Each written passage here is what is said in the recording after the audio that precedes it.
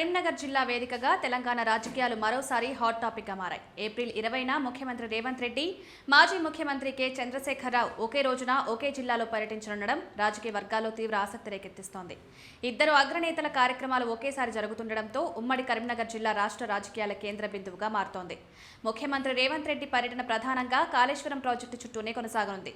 మేడిగడ్డ బ్యారేజ్లో కుంగిపోయిన నిర్మాణాలను ఆయన స్వయంగా పరిశీలించి ఇరిగేషన్ శాఖ అధికారులతో క్షేత్రస్థాయిలో సమీక్ష నిర్వహించనున్నారు.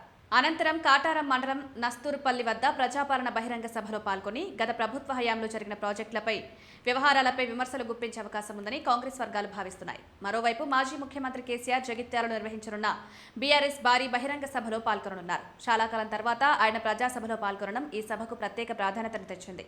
పార్టీ శ్రేణుల్లో ఉత్సాహాన్ని పెంచడం, రాజకీయంగా మళ్లీ చురుకుదనం సాధించడం లక్ష్యంగా ఈ సభను బీఆర్ఎస్ భావిస్తోంది. పెద్ద ఎత్తున జన సమీకరణకు ఏర్పాట్లు జరుగుతుండగా 2023 ఎన్నికల తర్వాత కేసీఆర్ చేస్తున్న కీలక ప్రసంగం కావడంతో ఆయన ప్రస్తుత కాంగ్రెస్ ప్రభుత్వంపై ఎలాంటి విమర్శలు చేస్తారనేది ఆసక్తికరంగా మారింది.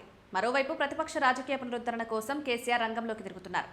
ఒకే రోజు ఒకే జిల్లాలో ఇద్దరు అగ్రనేతల పర్యటనలుండడంతో భద్రతాపరంగా పోలీసులు ప్రత్యేక చర్యలు చేపడుతున్నారు.